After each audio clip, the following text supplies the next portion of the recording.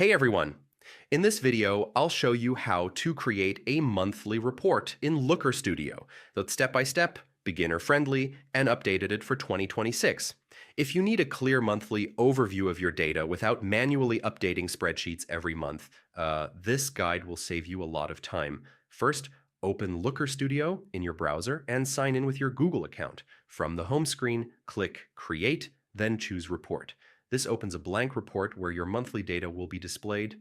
Next, connect your data source.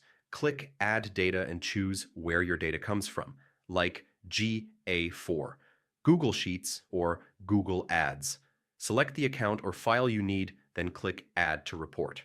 Once connected, your data updates automatically every month. Now add your key monthly metrics. Start with scorecards for users, sessions, revenue, conversions, or leads. These give you a quick snapshot of monthly performance. So yeah, they're perfect for the top of the report. To focus on monthly trends, add a line chart. Set the dimension to date and adjust the date granularity to month. Choose your main metric, like users or sales, to clearly see month-by-month changes. Next, add comparison charts. Use bar charts to compare channels, campaigns, or products for the selected month. This helps you understand where results are coming from. Now, make your report dynamic. Add a date range control and set the default range to this month or last month. This allows you to switch between months without rebuilding the report.